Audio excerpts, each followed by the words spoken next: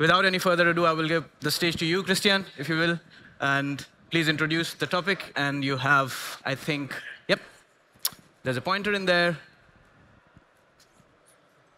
So Christian Eckstein, MVTec, will talk about deep learning and AI combined with traditional methods facilitate automation. OK, how can I go back like this? So the play button is the forward. The red one is back. Perfect. OK, sorry for the bumpy start. So good morning from my side. My name is Christian.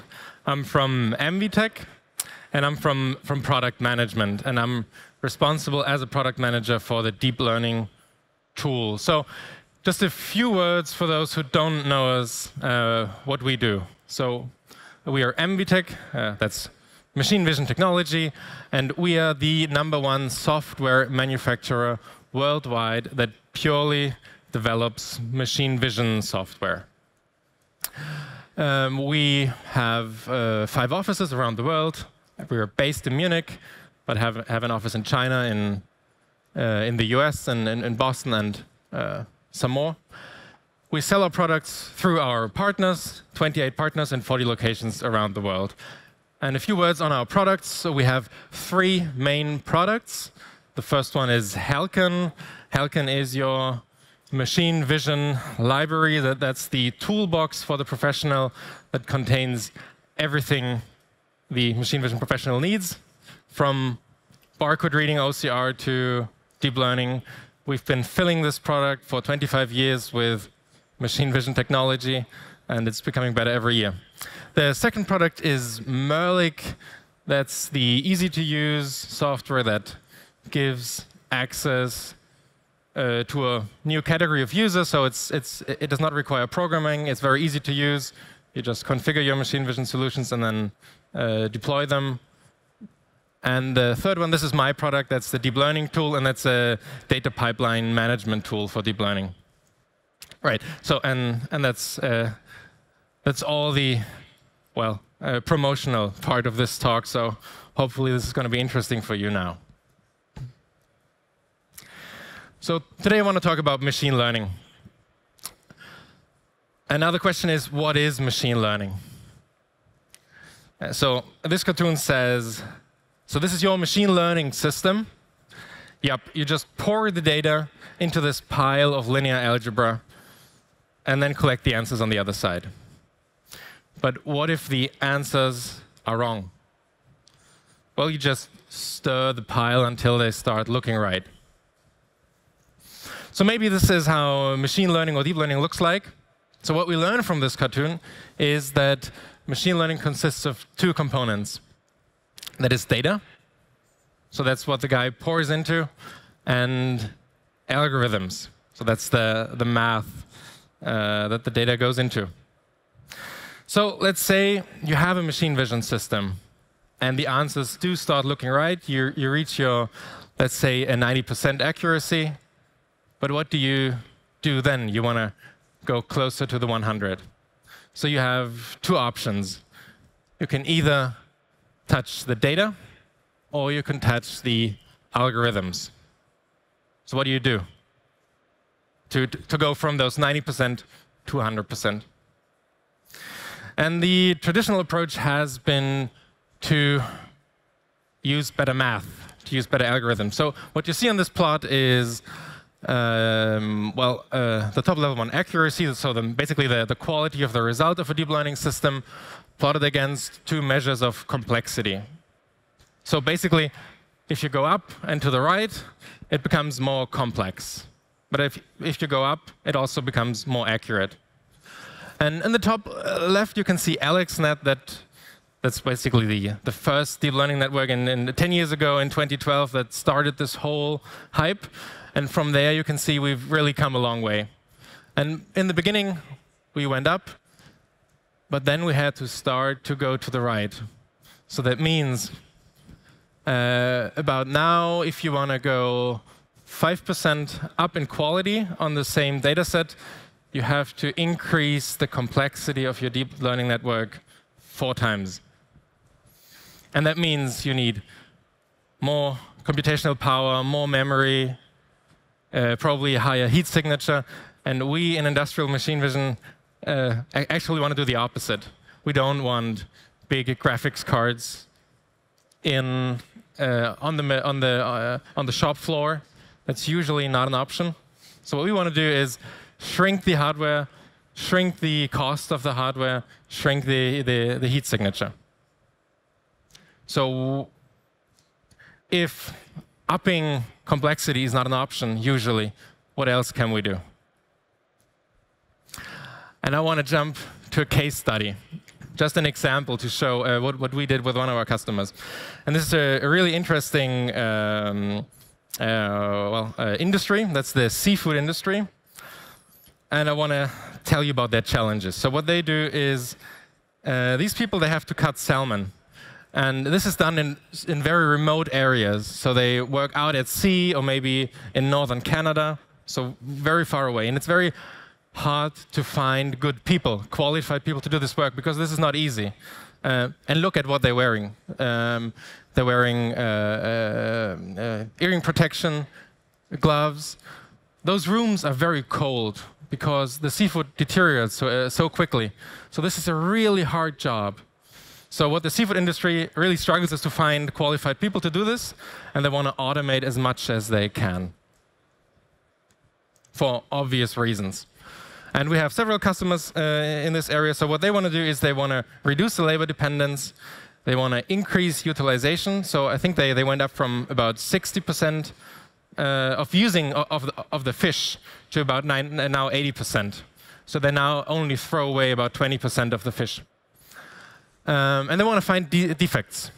So what might they be looking for? They might be checking the color, the weight, and then they are looking for those blood spots and those gray melanin spots. And those are things they want to find. And they chose to use deep learning for this. Deep learning makes sense probably because it's this amorphous object that looks different every time. And they came to us, they used our products, and they came back with a 76% accuracy. And this was obviously not good enough. So what did they do? So they had the two options that I laid out before. Change the data or change the algorithms. And they tried changing the algorithms. So, well, the question is, of course, to you, what do you think what would be more beneficial? Changing the data set or changing the math? So the result, in fact, is they went out and searched for the best models they could find, and they had a 2% gain. And then we did a project with them, reworked the whole data set, put a lot of work into the data set, and we gained another 20%. What this is trying to show you is if you have bad data with deep learning, it's not going to really help you to use better, more complex models. So you can think of using like 10% better data is like using a model that's twice as good, that's twice as powerful. So with just a little investment in the data quality, you will be able to increase the accuracy in the end. So now let's step back a little, what we actually did in this case. So very, very practical. They wanted to find those different defect classes. So they had those big gray spots, the small ones, they had blood spots, and those white spots. And then we started talking to the experts, because the guys that label the data were not even the engineers. They were the new guys that had never been to a factory floor before. And then we talked to one of the experts, and they found out that the white spots, they are actually scales of the fish. And in the end, they're always going to be washed.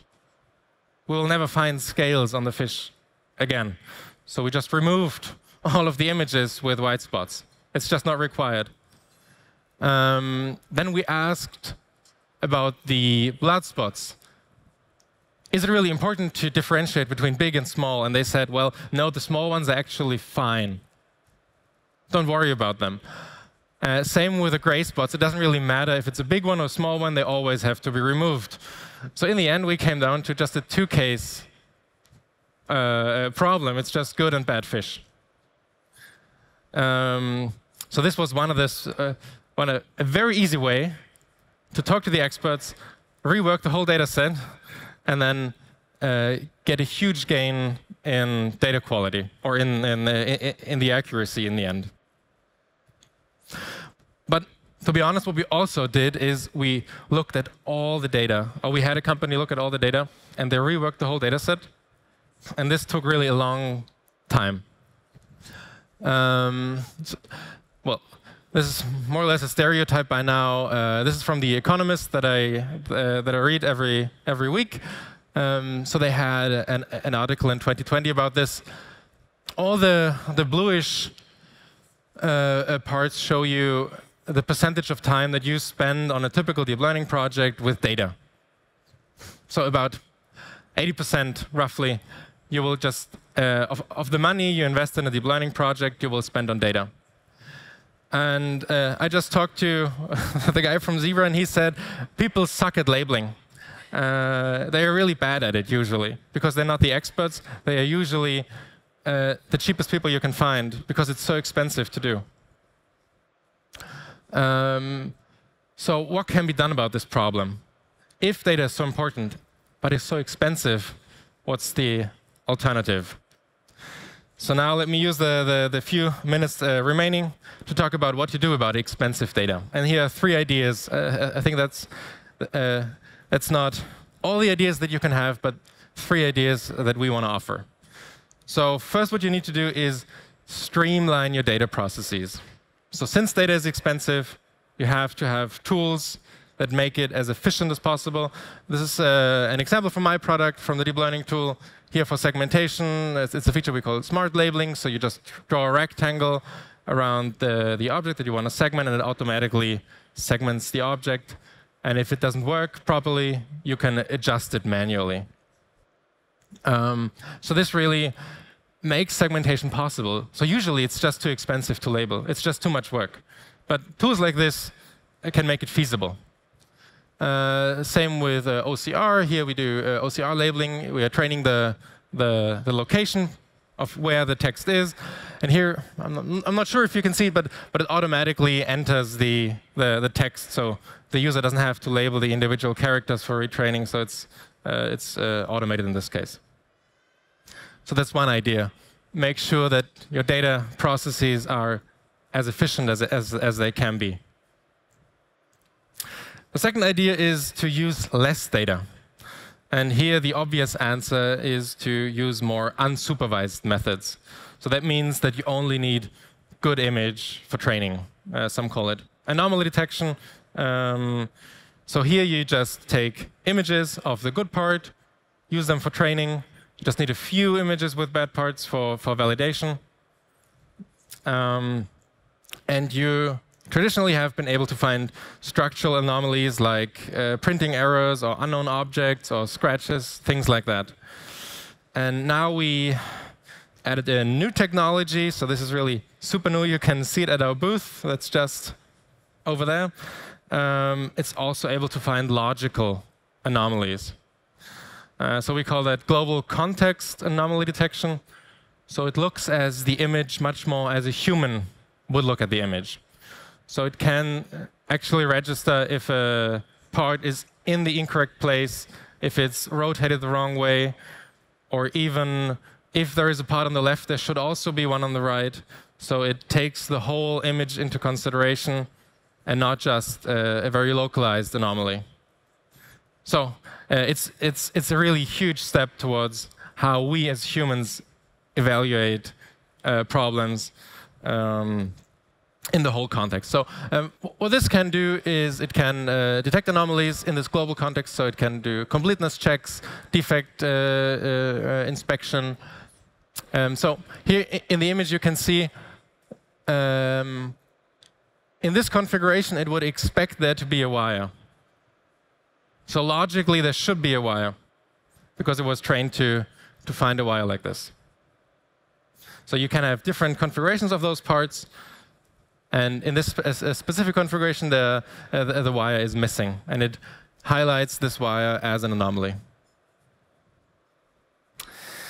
Second way to use less data is something that we also show at our booth. That's deep learning-based counting.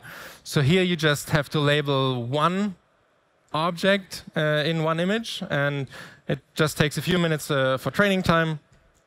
So this can be used to, well, so this is the labeling process. So we labeled 3 berries, and then it, well, takes a few minutes for training, and then it just counts all the object and also localizes the objects there. So the training time and the labeling time is just 2 minutes. So we see applications in maybe metal parts, pharmaceutical, agriculture, well, many applications where you want to count and you want to find objects very easily. And the third idea to use to deal with this problem of expensive data is to use fully trained models. I think this is the idea that's promoted by the big players like NVIDIA. Just download your model, face detection, super easy, pre-trained, and use it. But for us, in industrial applications, that's usually not possible. Everybody has different problems. Very specific defects, but there are some models that can be generalized. I talked about OCR, I talked about counting, but what also can be an option is bin picking. So this is something that we added now, is you want to find just objects in a bin. They can be the same or they can be different objects, and we are showing that at our booth, a robot that's able to find any objects, basically. So what we provide here is the solution that finds for you the perfect gripping point for a suction robot. So it highlights the area that are probably very good to grip and also the point where it should go, and that should work for all kinds of objects. So this is deep learning made easy. So this is what I showed to you. So I talked about that data is crucial in deep learning, but data is super expensive. And then 3 things to manage this this very expensive data. So that's streamlining your data processes using methods that require very little data, or methods that don't require data at all but are still very powerful and deep learning based. Thank you very much. Thank you. Thanks, Christian. I mean, it's dot on the time. Yeah. So that's very impressive. Thank you for making it simple for us to understand. At least I could understand. If you have questions from the audience. Yes. The question I had was for structure and anomalies, there is little logic or rules that needs to be defined. How about you called it global anomalies or logical anomalies? Yeah, we call it global context anomaly detection. So there are two networks at work. The first one looks at like structural anomalies, at every spot of the image, and there's a second network that looks at the whole image and tries to compare different areas in the image, and then it's combined together to a score. So that's how this works. So I'm wondering how labor intensive it is to define rules for that global anomaly. Is it like a simple model, or user has to set a lot of rules and where the location is? Right. So there are no rules required to be set by anyone. You just use good images. So you just show. We have at our booth an example of a PCB board. You just show a few hundred PCB board images, and it automatically finds the logical relations of the parts within the image. Okay. So there are no manual rules required. Yeah, great question. Thank you. If that wasn't clear. Follow-up questions, I would invite. I'm sure Christian would not mind answering more questions on the booth or even on the stage. But unfortunately or fortunately, we will have to invite the next speaker on stage